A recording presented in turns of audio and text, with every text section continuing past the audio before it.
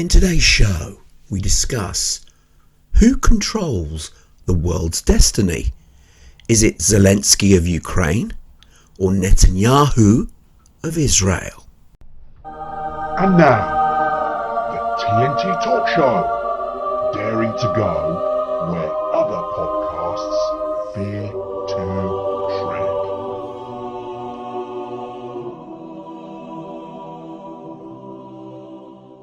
Hello, I'm Tony Fasulo, and I share the stage with my esteemed friend and colleague, Tayo Boya. Tayo, hello, my friend, once again. I hope you're keeping safe and well. Yeah, what the hell, Tony? What you gonna do, eh? Come on, you've been really good of late. Come on, just Yeah, do there's no it. Just problem do at it. all. Say Hello, hi. audience. Hi. I would like to share with you. Those, No, those, no, like to please. share We need to with you. cut this section out of the Those whole. those 6 words are Oh, guaranteed to make my week, because I say I'd like to share with you. Is that 6 words, whatever it is, and you go, oh, and the groans. Remember, I used to be the one no. groaning. Now you're the one groaning. But I think this one. I think even you would find this incredible.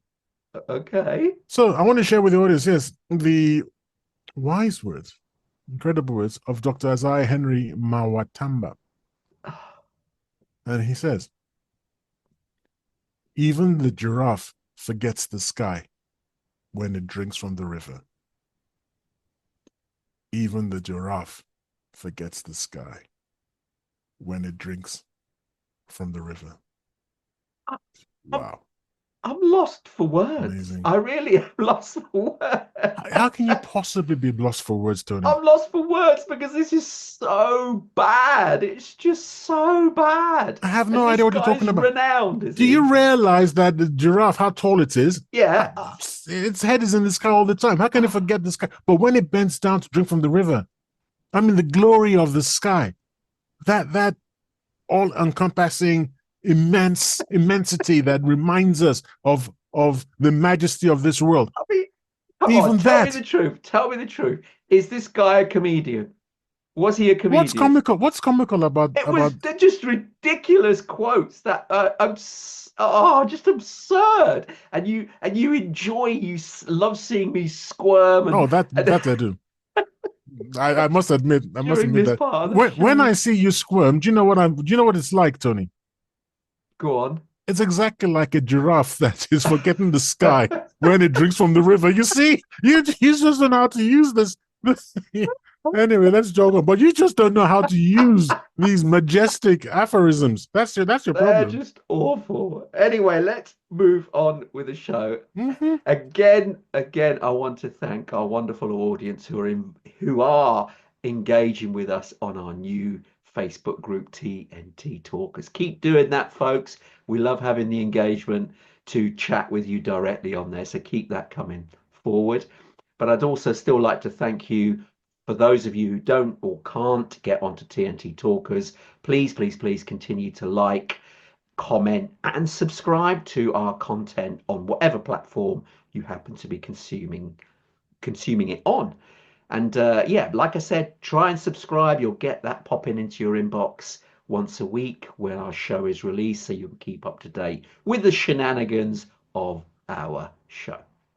Right, let's move on with the topic for today. And today's topic is very intriguing. In fact, it's entitled, Who Controls the World's Destiny?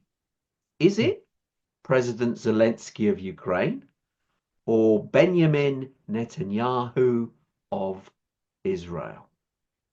Natalia, this is one of yours, so do you want to kick things off? Yes. The title itself has gone through several phases. It began as another Donald Trump episode was going to be, and you pointed out that we've done quite a lot about Trump in the. I think our audience would be a bit fatigued if Trump. To be was honest, late. when you said so, I was going to argue with you. I was going to actually, so I actually went onto a Buzzsprout, and I was going, no, we haven't. We've only done. Oh. So then I was like, yeah, okay, you're right. But basically, the thinking here was inspired by President-elect at this point when we're making the video, he is president-elect. It's not in office yet. Was inspired by President-elect Trump's choices for high office. There's a common thread running through all of them that made me feel that I could more or less guarantee we were going to get that geopolitics was going to go a certain way, which is going to lead to catastrophe. But who rocks up but good old Joe Biden? And then he does something, which I'll explain, that people probably know by now. But it's mad. He rocks really up has. and does something, and you think, oh, this is interesting. Do you know what? Actually, even before then, as I'm going to explain, Zelensky had said something pretty robust. And it was, to me, it was like, which of these lunatics is actually going to trigger World War III and thereby has the destiny of the globe in their hands? And I just thought it was an interesting question to ask oneself, because every time it's like watching a really good movie.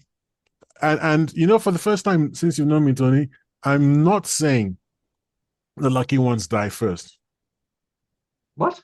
Yeah, for the first time since you've known me, I am not saying the lucky ones die first. That's been my motto all through. Your mantra. My mantra. Thank you. Better word. That's been my mantra. And now I'm changing. It's because I don't want to die now. This is edge of your seat stuff. This is you know, if you think about the past, what, I don't know, 3,000-4,000 years, whatever it is. Where we are right now is at the cusp of one of the most incredible moments of human history. And what a privilege it is to be here. So even if we go up in nuclear smoke tomorrow, you can, you know, if you believe in the afterlife, be able to say, you'll be telling stories for all eternity. Yeah, but I was there, man. Okay, it was back.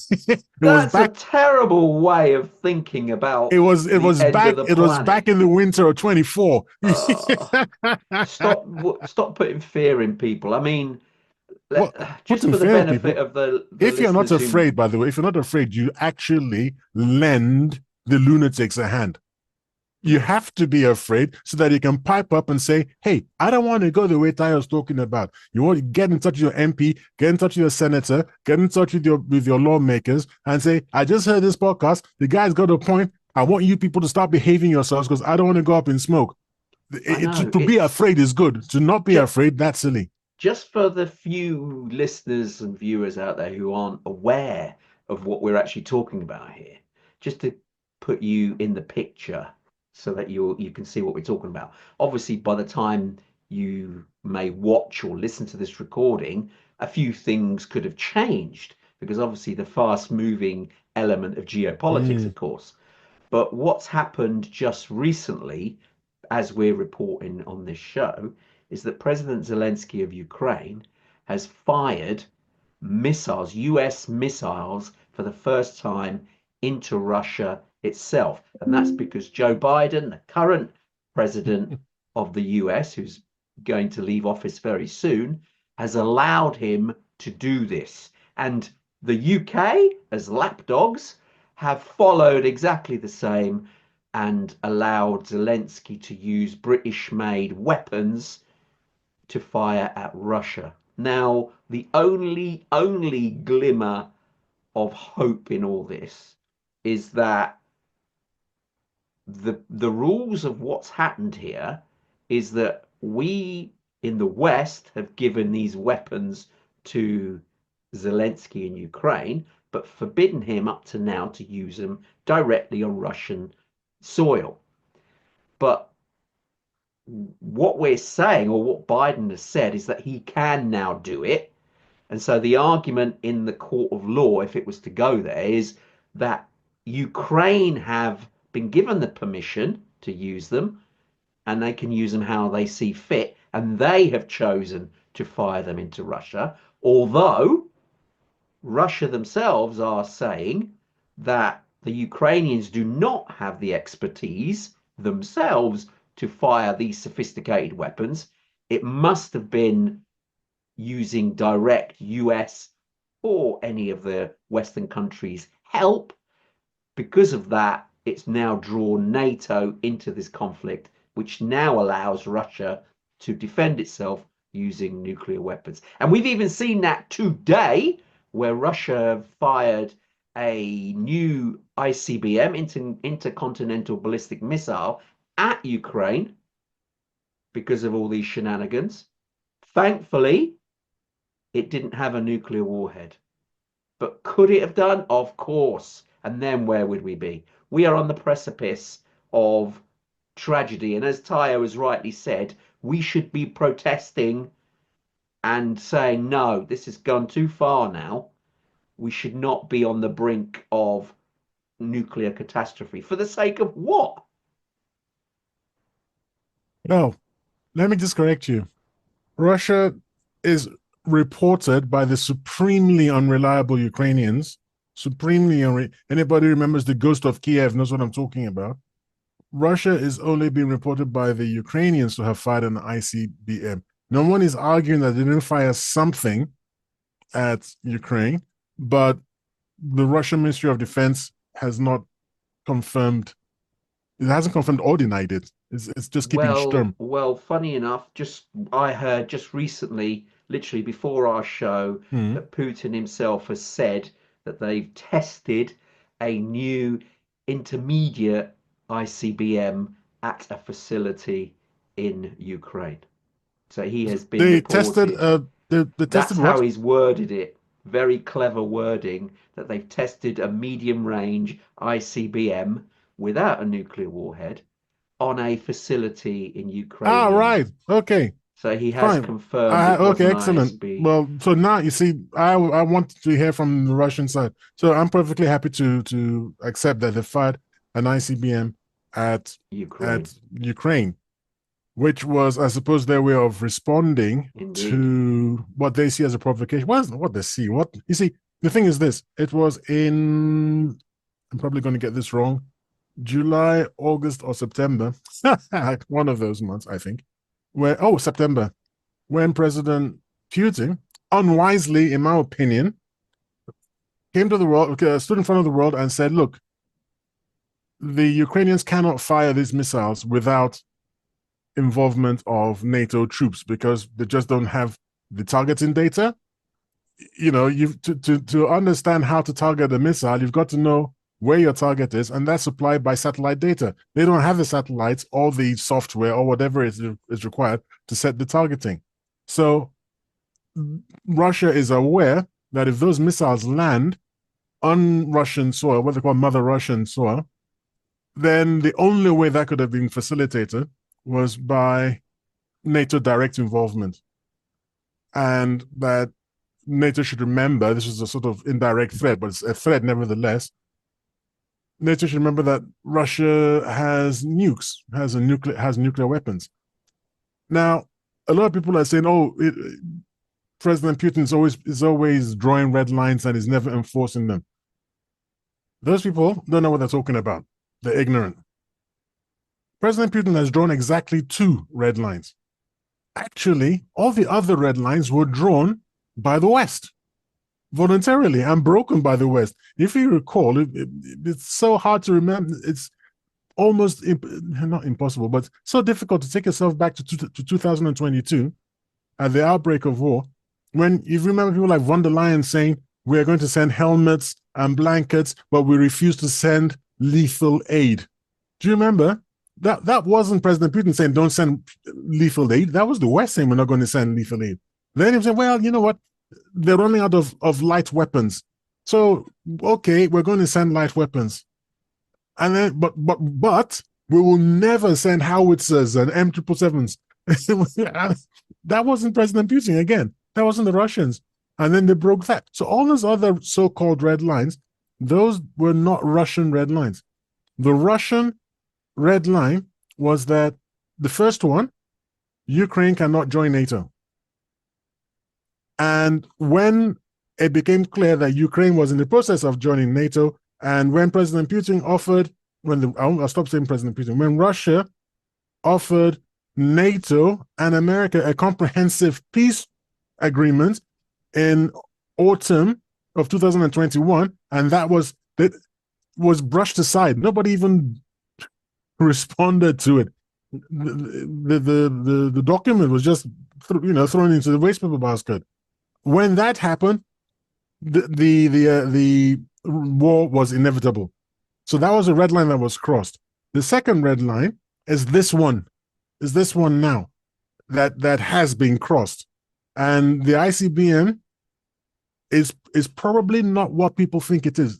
That is not an action it's a demonstration. We said it was a test. Well, it's a demonstration, actually, in my opinion, by the way, this is all my opinion.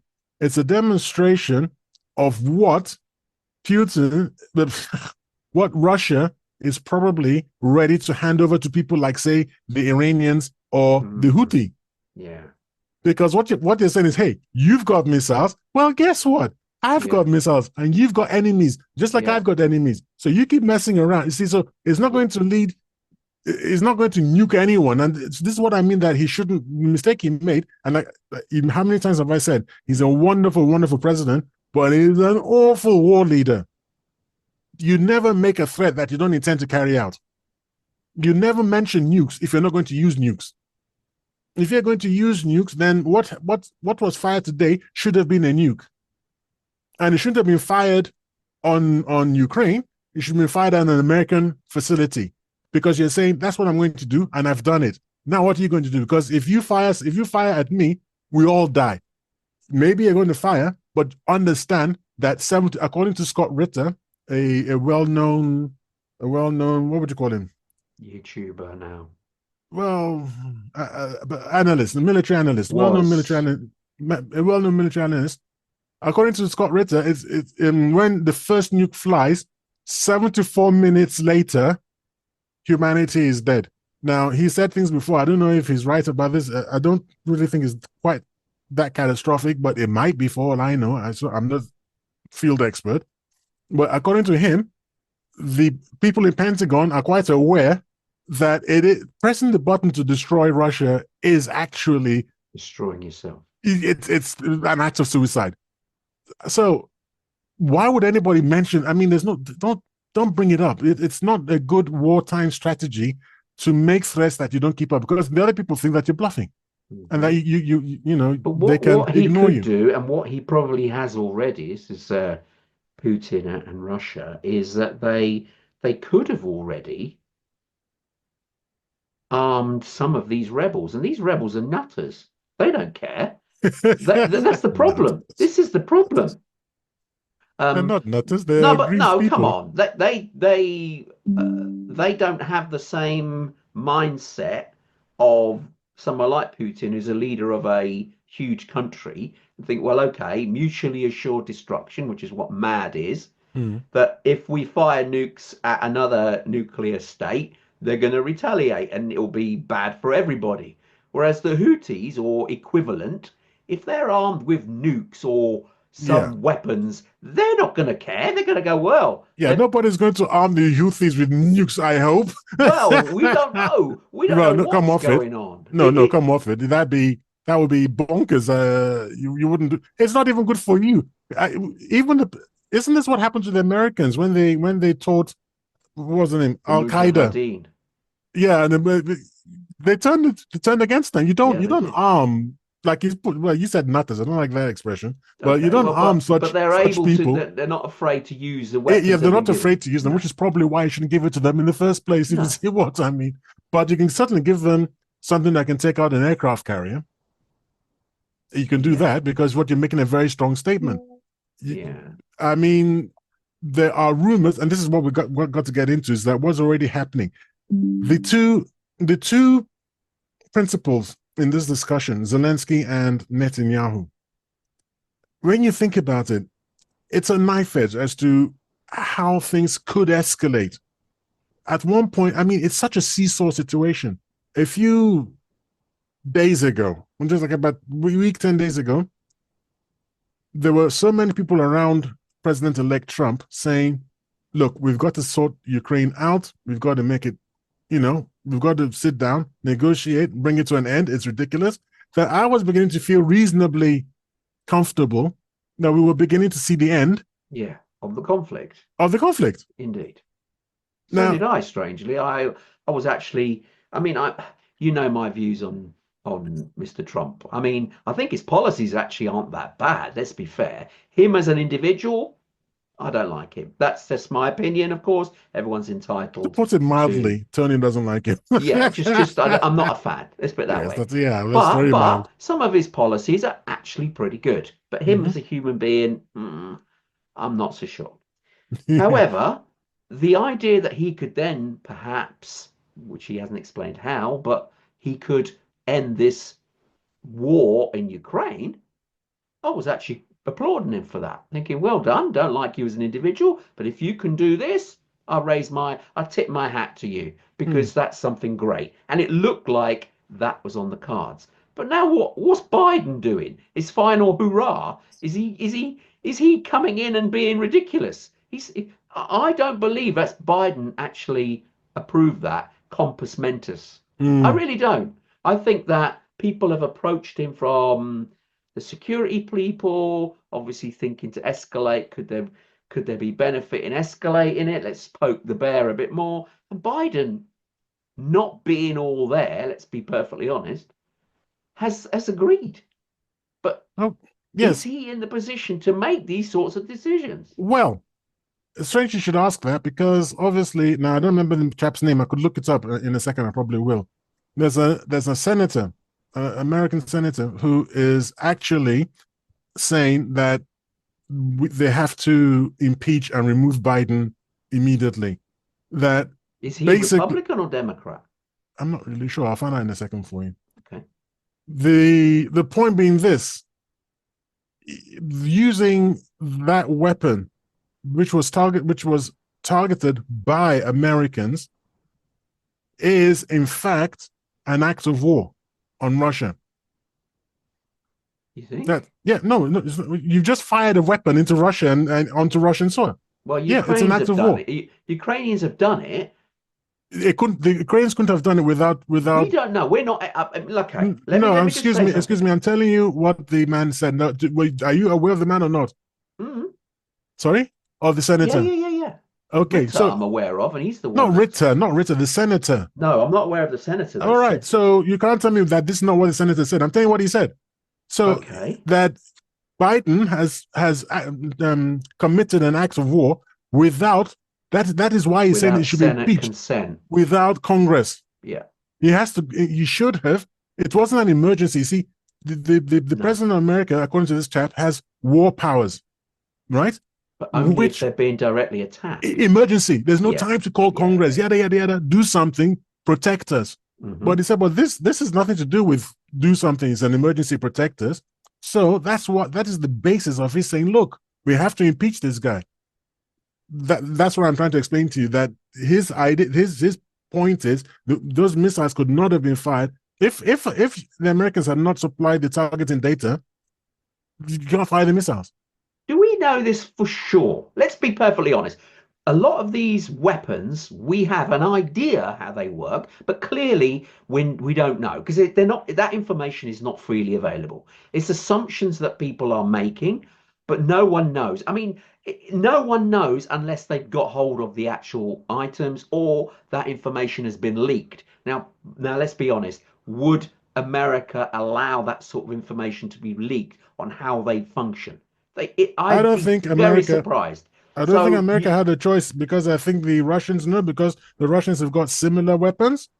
So when President Putin said this, and that, not a single American stood up and said, "You're talking nonsense. It's independent." Not a single American said that. No one from the Pentagon came along and said, "What's he talking about? He's an idiot." It's independent. You can't say that either because they don't reveal very much when they're in these situations, do they? Well, you would reveal something to make Putin look like an idiot. You would say so. You would definitely say, "Hey, no, you're talking nonsense. It's a lie. You're obviously preparing for a what's it called, a black flag? What's that thing called? Black flag. Yeah, you're obviously setting us up for a fall because actually the Ukrainians don't need our assistance to fire these missiles." Nobody said anything. And this senator is saying that the same thing. He's saying that they couldn't have fired the missiles. If you've given maybe permission, maybe he meant permission, I don't know. But frankly, if Zelensky has got his back against the wall, does he really, if he could fire the missiles, does he really need permission? I mean, he's got the missiles. Yeah. What's going to stop him? Right? So the permission there's a thing. threat, isn't there? There's always consequence. If they've said to him, look, you can use these, but not on Russian mainland. He otherwise won't supply you, won't back you. That's the consequence element. So he's looking at the consequence, going, okay, I can use these to defend my borders, but I won't fire them. But I really want to fire them. But now he's got the permission, so he can do it, knowing that they'll still support him. Because there's no point, like in Israel's case, let's not forget Netanyahu here. Netanyahu. I can never say this man's name. But yeah, in that case, he's being a bit belligerent and not listening to what the US is telling him. Whereas in Ukraine's case, he can't really. He has to literally follow what the US allows him to do, because otherwise he has nothing. Whereas Israel are being a little bit belligerent, but they're in a different position because they've already got a reasonable amount of firepower already in their arsenal. So yes, they need American support to supply them, but they also get supplies elsewhere, and they're not in the same position as Ukraine. They're fighting, no disrespect to the people they're fighting, lesser adversaries, as opposed to Ukraine, who's fighting a adversary who's way beyond their capabilities. So there's a slightly different example here, but in Netanyahu's case, he's being belligerent because he can. He knows his forces are far superior than the people he's, well, in the Gazans' point of view, there is no force there. But as far as the Hezbollah, they're funded by Iran, but they still don't have the weaponry and technology that he has available to him. So it's a different situation, and that gives him, that Netanyahu, that ability to be a bit more robust rather than rely totally on the US. Although if he involves Iran and Iran get drawn in, that's a whole different ballgame. The thing about it, I mean, the technical issue about it is, for me, if the Russians were wrong about Ukraine's ability to fire the missiles without America, his entire posit breaks down. The entire thing he said about escalation breaks down. Under those circumstances, I can't believe for a second that the Americans wouldn't have gone happily skipping to the UN to say, we don't know what he's talking about. The reason they're not firing is because we are not giving them permission. It's nothing to do with us. If we give them permission to, if we say, look, you know what? You guys fight the war the best way you can. You know, fight it the way that's best for you. Because, but we as for ourselves, we've given you the weapons. We're taking our hands off the entire matter. It's no longer our fault because they've got the weapons. They can do with it as they wish. Yeah, but you can give them the weapons with conditions. Say, look, yeah, I'm giving you this, but you know what? You can't. It's like gun laws. I know, but are you listening to my argument though? Are you actually understanding me? Yeah, I am understanding you. Okay, I don't think you are, because you're not answering a different thing. Well, no, you're not addressing what I'm saying. I'm trying to give an example as to what you're saying. I not get relevant. what you're saying about Putin.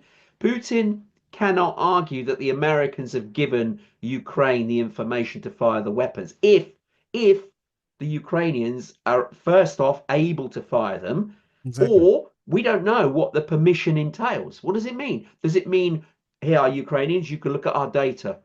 We're not firing, you're firing, but you can look at our data. We don't know that. The permission has been granted. So what does that mean? Does it mean, A, you're allowed to fire them into Russian territory, or B, you can look at the data. So if you want to fire them wherever you want, up to you. But I think that they were forbidden to see the data that allowed them to fire the weapons as well. So yes, they could have fired them. And my understanding actually was that they had used them against enemy lines, but within Ukraine. Yes.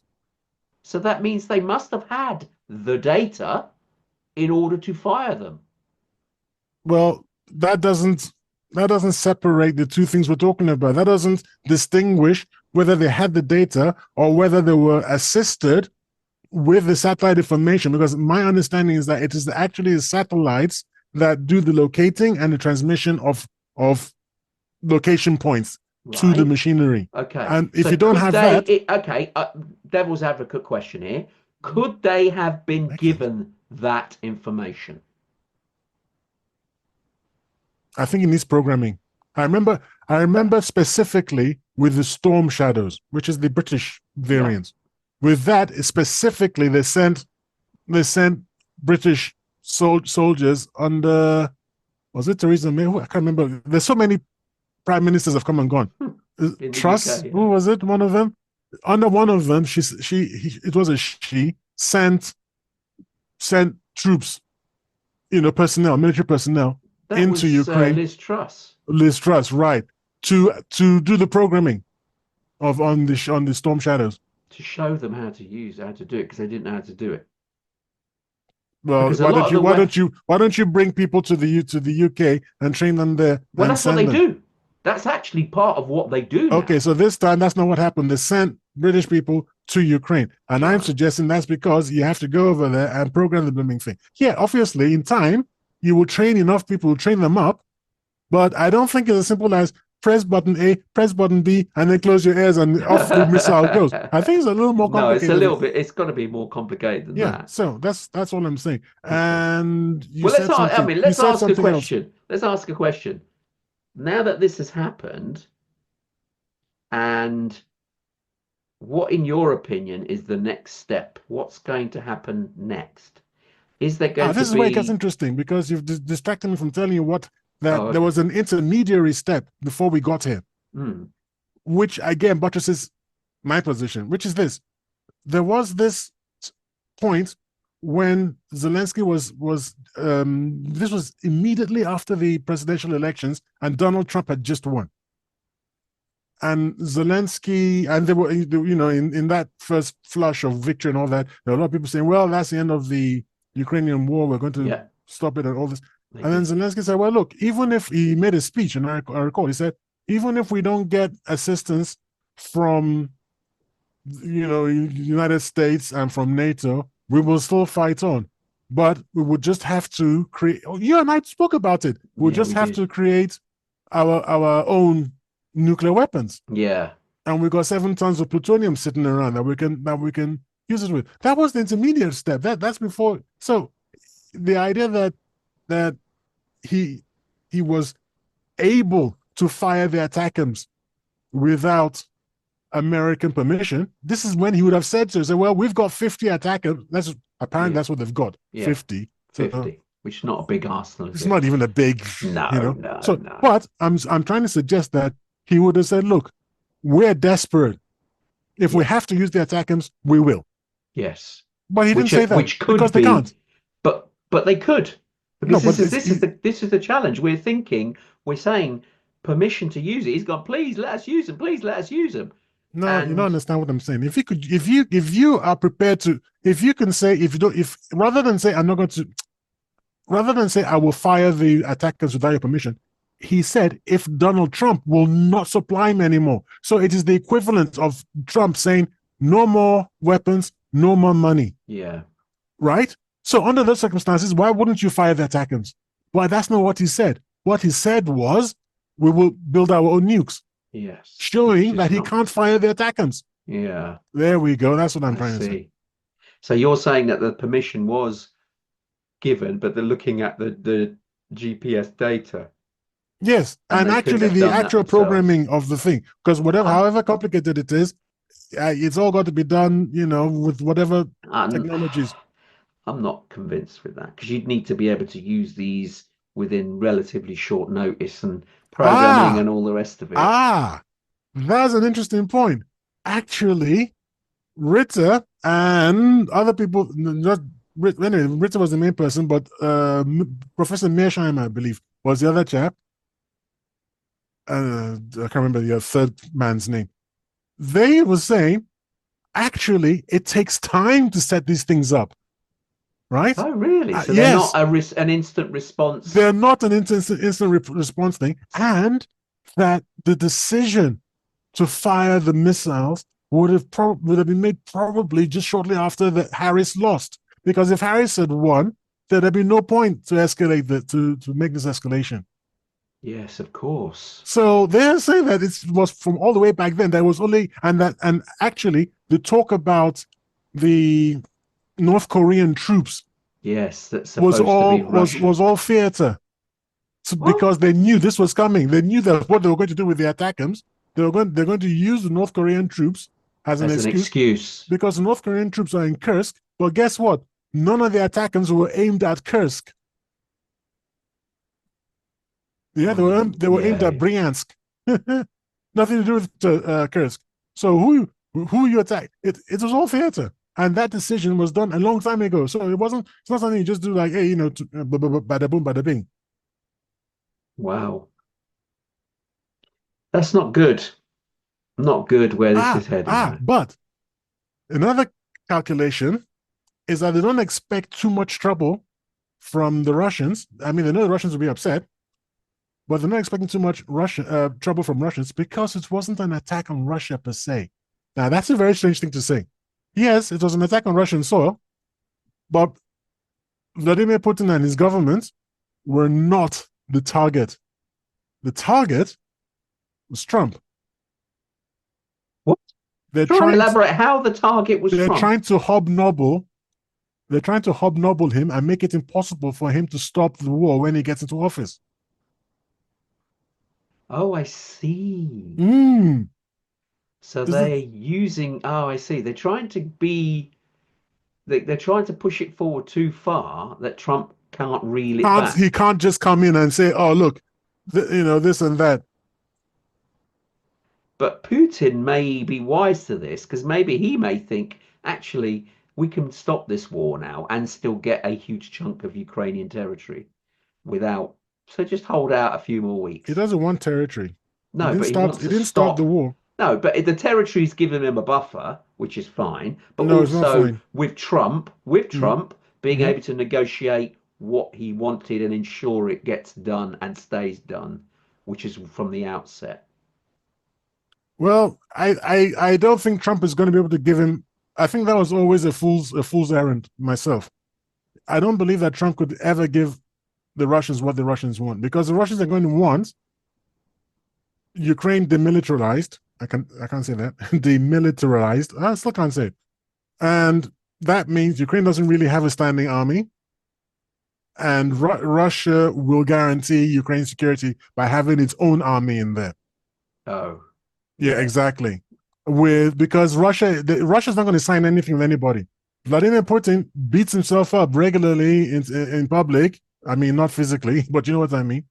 For trusting the West, he signed 2 Minsk agreements, and then they've come out and the people who signed it said we were kidding. We weren't being serious. And everybody around the President Putin had told him you can't trust these people, and he didn't listen. And now he's got a war. He's lost maybe 60, 70, 80,000 men.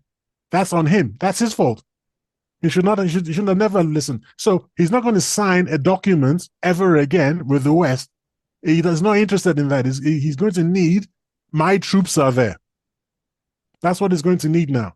Well, how's this ever going to be resolved then? Because that just won't happen. Well, it's going to happen when the Russians reach Poland. I mean, they're not going to go into Poland, but when they reach the Polish border, then it just happened, because that's Ukraine has lost the war, and you dictate terms. It's going to happen. I mean, if it doesn't happen, it's going. In 2022, Tony, one of our shows, I said to you, the Russians can't lose. It's not possible. Either Russia wins or we all die.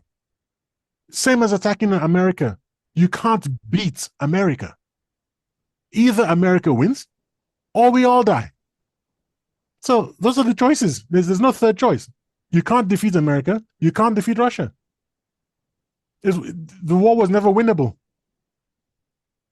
Yeah. Anyway, so this thing about something that is not clear to the Americans themselves. Why? Well, the Americans don't have a dog in the fight. All right, they're insulated by two vast oceans. Why would I know? But why were they blooming doing this in the first place? What is the purpose? The purpose was told to us by resources. Is it Ukrainian resources? No, well, partly. That's 12 trillion, right? 12 trillion. This is Senator Chuck Schumer. Yeah. Yes, he said Russia's got the Russian Federation from one end to the other is sitting on about $80 trillion worth of resources. Yeah. And Ukraine is sitting on about $12 trillion worth of resources. So that's why the risk was worth taking on their part. Well, if you do actually succeed, and if you could balkanize those states and get your grubby paws on those resources, that would be. And by the way, in doing so, you get the physical resources with which you can then turn around and challenge China. Yes. So yeah, there are all sorts of goodies if only you can do it. And they really thought they could. They thought that the sanctions would be enough. Would be, the sanctions and all that. They actually expected Putin to crumble within weeks, they said. Yeah, weeks. I know. What has surprised me today was also announced, was sanctions on Gazprom Bank in Russia. And it's like, hold on. Why have they only put sanctions on now on the third biggest bank in Russia? Now, they weren't sanctioned. Why not? See, that to me doesn't make any sense. If you're serious about sanctioning Russia, why did you leave Gazprom Bank on its own? Why did you not sanction it? And only today they've sanctioned Gazprom Bank. Now that makes no sense. If you've sanctioned part of the Russian institutions to stop them funding the war, why did you leave one of the prominent ones alone? It wasn't sanctioned. That doesn't make any sense to me. So, so that means it's almost like, we're sanctioning you on paper, but if you need stuff, you can use Gazprom Bank to go onto the international markets. So, of course, it's not going to... that, to me, has just blown my mind. I do not understand it. So if any of our listeners out there could understand why Gazprom Bank had been exempt from sanctions when the others were not, why in this late stage of this conflict have they decided today to sanction it? Who else hasn't been sanctioned? What other banks are there in Russia that haven't been sanctioned? It makes no sense to me. It means like the whole thing is lip service to sanctions. It's like it's not really intended to do anything. Who are they kidding? The population? It makes no sense. I don't understand that. But that's just my opinion, and I'd love if a well-informed listener or viewer to our show could clarify that for me. I'm trying to get some information for you. But we've been very top heavy on the Ukraine conflict because of what's happened. Well, I'm looking at the time. I know. But it's so remember before we came on air, I told you there's so much information. I know. That you're just talking about Gazprom Bank. I'm trying to find the links for you for how much oil and gas the EU is buying from Russia. I know. I know. Okay, you know about it. I knew about that. It's not like they're not doing it. They're still doing it. They're saying, "Oh no, we mustn't. We can't fund their war machine." But however, if you've got some oil and gas, we'll still buy it from you. It's just nonsense. They're buying it through third parties. Yeah. So they're buying the same commodities, but they're just paying more for it. Yeah, but through someone else. But they're still getting the same. Yeah, it's like have you heard? nonsense again. The newspapers have made a thing about it. They've only caught wind of it. They're saying, oh, there's some British people, British companies dealing with Kazakhstan, and they believe that Kazakhstan is funneling funds to Russia. Duh! I mean, anyone could have worked that one out. It's not like it's rocket science. Kazakhstan used to be part of Russia. Of course, they're on friendly terms. If you're doing business with Kazakhstan, you don't think they're going to do a funnel money back to Russia? Come on, folks. This is nonsense. Nonsense. Anyway. Okay, so you know about it. Yes. It's just makes me cringe, and you think, what is going on here? So you see, I'm not sure that Donald Trump, with the best intentions in the world, I'm not sure that he can bring a swift halt to the Ukrainian war. Because I mean, and then there's also the small matter that other people are saying, well, that's if Zelensky actually lives, because apparently the EU is interested in seeing Zaluzhny, the former head of the army, of the Ukrainian army. They want him to take over because Zelensky is no longer listening. It seems like he's gone off piste. Okay, that's interesting. Right? It's interesting. So we'll have to wait and see. Yeah. On the other side, just today we got information that the ICC is ICC, isn't that the International Cricket Council? Well, it could, yes, but there's another ICC, the International Criminal Court. Ah, yes. Have you heard? They are charging what's his name, Netanyahu, and his the guy who was the Minister of Defense, Defense, the military. Yes. Oh, yeah, Minister of Defense, Gallant. So they've been charged now with crimes against humanity. Yeah. Which is very interesting, because what that does is it puts Netanyahu's back up against the wall even further. Yeah. So it gives him even less leeway, and he becomes a cornered rat. And we've all heard about how dangerous cornered rats are. Interestingly, people like Keir Starmer, they got themselves into a bit of hot water now, because it'll trickle back to, yeah, but he knew what Netanyahu was doing in Gaza. Yeah. And you were still supplying him with assistance, and still supporting him, and still saying all these things about him. And that's what you call, not conspiracy, collaboration. Is it? It's a right. They kept banding about he's got a right to self-defense. They use this term of self-defense, although it didn't sound and look like self-defense. I don't think you can starve people to death and call it self-defense. Call it self-defense, indeed. I'm not sure. It's not. The wording is appalling, but yeah. So now, if this criminal court has put out this message, then anyone that was supporting that sort of infrastructure, that country, the organization, in this case Netanyahu's government, could be to blame for supplying. I can never say that name. I've said it. I couldn't say demilitarized, so I still can't say it. I'm going to practice afterwards. Or that guy in North Korea. I can never say his blooming name either. Kim Jong-un. Is it? Okay, Kim Jong-un. Yeah, whatever. All right. So here's the thing. You think to yourself, where's it going to go up in flames? Okay. Interestingly, and very surprisingly, the Iranians did not retaliate for the last attack on them. There's an internal argument, apparently. I mean, according to the people that I listen to, there's a big internal argument going on in Tehran right now. There are the usual thing, the doves under the president. Now, he's a new president, because the old one, that's right, died in he wants more peaceful relations. He wants with a more the world, precisely.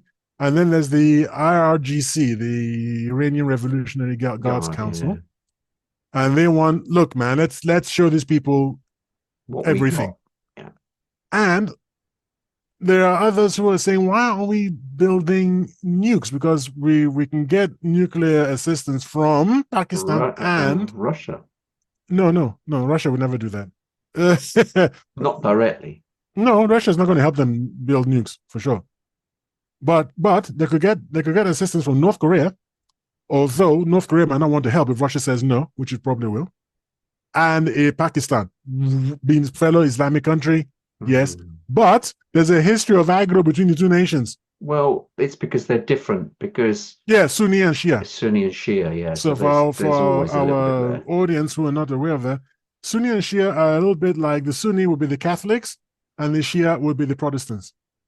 So in Islam, you've got the Catholics who, they think of themselves as being the original, the traditional, the one that by right, it's their religion. And then you got the Shia who got their ideas on who's right and who's wrong. So they're not really best of friends all the time. And most of the time. Yeah, well, I was being polite. Well, that's why Iran and Saudi Arabia are odds, because they're. Well, that's why they were at odds. But thank you very much. Well done, Chinese. They brokered a peace deal. They and did. Now, sorry? They did, but it's still fledgling. Fledgling, but guess what? They're now holding side-by-side military drills. Wow, I didn't realize they were doing that. I knew they were They are doing that. I knew they're now finally diplomacy. I didn't know they actually got as far as drills, but okay. They are with a third country whose name I forget. So there are 3 countries now in the Gulf who drill together. And there is talk. It's out. It might be more talk than rumor. So it's not so much rumor. It's more talk about a huge tunnel being built between Iran and Oman. Is it? Where surprisingly, one of the Gulf Arab states where there's a big military base, American military base. So that. For what purpose? Well, commerce. It's not military, but it just shows that Iran is coming back into the fold. Yeah. It is a sign of friendship. It's a sign of, and by the way, the Gulf states is also a sign that they are shifting away. That it's a multipolar world. Why choose sides? Yes. This is what BRICS is all about. BRICS isn't about choosing sides. Just look, we want options. Yeah. You keep sanctioning everybody. That's not an option. So for some of us, we want alternatives. Yeah. That's the thing. We'll see how this develops. It's interesting. I mean, I hope things do, and strangely enough, if Trump can come in and broker some sort of way of broker peace across the planet, God, he'll be lauded as a bombastic a doer of peace, which is incredible considering his personality is slightly strange. But let's be honest, even President Putin gave him some credit when the assassination attempt was happening. Yeah. So I think there's a mutual respect, clearly, and who knows? But will you? But didn't you say something about Netanyahu? I can't say it. Netanyahu. No, there's no new. Netanyahu. Netanyahu. There you go. Yeah, Yahoo. Remember the Yahoos? Okay. Yeah. Isn't there that he's actually on friendly terms with Trump? Quite buddy. They are quite buddy. Okay. But I think with President-elect Trump, you got to remember one thing. He genuinely is an America First guy. Genuinely. It was really America. So if Netanyahu has gotten himself into a situation, which he seems to have with ICC, is going after him. He'll step back and go. He's going to be like, yeah, no, this is not. So if it's good for America, fine. If it isn't, then he's not going to do it. But the thing is this: remember the question of this topic of this episode: who holds the world's destiny in his hands? Yeah. Have you heard of the Samsung? Have you heard of the Samson option? The Samson, so SAMSON option. Yes, Samson. No. Do you remember him from the Bible? Yes. The chap who pulled the temple down. Yeah. Yeah, because he let somebody cut his hair. Yeah, and he lost all his he strength. lost his strength. Yeah, a Okay, female told him to cut his hair or something. Was to it a female? to please her. Yeah, And and God but had he lost his said, God strength. had told him, never cut your hair, and I'll give you all this strength. And then once his hair was cut, he lost all his strength. They blinded him. Delilah he tried to impress Delilah, Delilah. Yeah. right? They blinded him. They bound him to the columns in the temple, whatever. They're making fun of him and all this. And then in his agony, he cried out to the Lord and he said, "Give me back my strength, Lord. I forgive me. I've sinned against you, but give me my strength for just once more." And then God gave him back his strength, and then he pulled the temple down and killed all of them, and himself, obviously. Right. So the Mm. Samson option is take everyone with you. And that's where Netanyahu's nukes become interesting, because it might not be military failure, but this is an extreme fanatical right-wing government, and their outlook could be, if there is no Israel, there's no point anybody else being there either. So take out the surrounding areas, countries, as Israel goes down with nukes. Not sure even Netanyahu is that crazy. Well, if he's going to put the gun to his head afterwards, he will do it and laugh in the face of his dead enemies and then do himself. I'm not sure that Israel is in that desperate a position for that to happen. After all, he is in a coalition government. It's not a dictatorship. He has to then do stuff because of the coalition, and there are people in the coalition that obviously are not as Fanatical.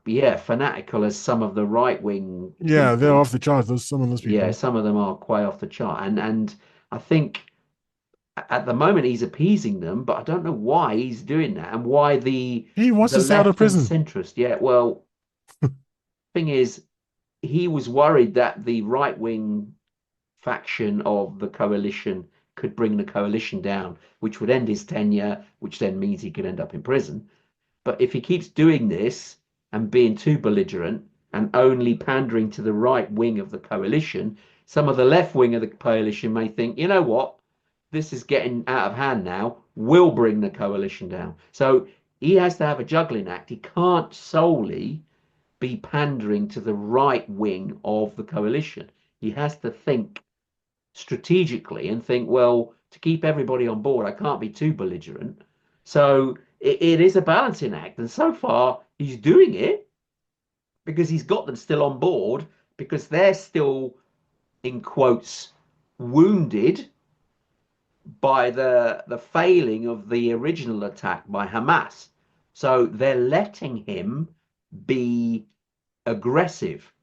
Now, the longer this goes on, they will start to see clearly and a bit more sense, with more sense, because they can't keep going like this. They just can't. They can't be destroying a whole band of people, which is what it appears to be the case, and also picking fights with Hezbollah and all the rest of it. It's getting a bit silly. And I know they were hurting for what happened, but it's not proportional. And hence why now we've had Here's these the thing. rulings. Here's the thing. There's a conspiracy theory behind all this. Go on. Even though this is not a conspiracy show, of course. Well, the Israelis were warned by the Egyptians two separate occasions, and the last one being on the 6th of October, that something big was going to happen. So they weren't. They let it happen. They let it happen. They wanted it to happen. They wanted it to happen because the people in government, at the top of government, and supported by about 80% of the Israeli population, by the way, they want what they call a greater Israel, which means no Palestinians in the West Bank and no Palestinians in Gaza. Not only that, but actually, according to, I'll have to get you his name shortly. Actually, according to one of the members of the cabinet, all the land that goes up to just outside of Damascus in Syria. And Golan quite a Heights hefty, and all that up there as well. yep, and quite They've a already got large that parts of disputed area. Lebanon, and Mm. yeah, all that. According to him, according to these people, that was once upon a time Greater Israel, and they want it back. So that is a territorial land grab, unlike what the Russians are doing. This is a territorial land grab. I'm mindful of the time here. I've heard another rumor mill as well. How true this is that you're right. I've heard the similar rumor where they let the thing happen, Mm. even though they could have prevented it. They let it happen. In so doing, to pick this justification fight with the Gazans Mm-hmm. in order to actually flatten the whole of Gaza, which they've done, Yep. but then displace the Gazans, but Gazans Gazans or into the Sinai. no, no, get them transported to the West Bank so that Israel will use Gaza as its own because that could be used as a seaport to the Mediterranean. Oh, it's more than a seaport. Oh, yeah. The But end. yeah, The conspiracy is that the oil. there was a thank you Yes. gas under Gaza, isn't it? Yes, yes. Right. And so they So can profit from it. So you can how profit do from you it. do it? Create a fight, give justification to clear out the whole area, Yep. displace a whole demographic, move them to the West Bank. So they've now got clear land, which could be beachfront property as well as all these resources that will be discovered under Gaza. They then become Israeli, and then you move the Gazans who are there to the West Bank, and that's when you give them their autonomy. So they can stay in the West Bank with conditions, of course, but Gaza becomes part of Israel. And that was what I heard as a conspiracy. Again, there's no real evidence for that, Mm. but similar lines. Okay, Where we have we're reached at, the top of where the we're hour here, okay. so you want to sum up very Where we're quickly? at is, well, yeah, we didn't really do the Netanyahu angle justice because it boils down to what Iran does. It's never a good thing when a prognostication depends on someone else's actions. So it's not what Netanyahu does so much as what Iran does. Because if Iran escalates, well, who knows where we'd end up. Well, the That could be US would where, then get involved. That's the well, problem. but you see the US getting involved. There's many, I mean, whatchamacallit, Turkey. We didn't talk about Turkey and the No, supremely unreliable Erdogan. Because he is now saying he can't help NATO in this situation if they go up against Israel, which he really can't. no. Anyway, It is a geopolitical mess, but who knows? Can Trump come in as this with a big S on his chest and be the superhero to come in and right all the wrongs that have been do you started? And remember me telling you earlier when he was in office the first time that Trump reminds me of a character in a book by Douglas Adams, The Hitchhiker's Guide to the Galaxy? right, who? Zayford Beeblebrookes, President of the Galaxy. You could never work out whether it was an utter nincompoop or a genius. And I think that's where we are. I really, really honestly think Trump is a Zayford Beeblebrookes. Let's hope he's the genius anyway. Let's hope he's a genius. Indeed, that's a wonderful point to end the show with. So, my wonderful audience out there, our wonderful audience, I hope you've loved this episode. Hit subscribe and stay tuned for more deep dives into prophecies, mysteries, and unexpected twists of fate. You've listened to Tony and Tayo, and we are the TNT Talk Show. But unfortunately, we have reached the end of the show for another week.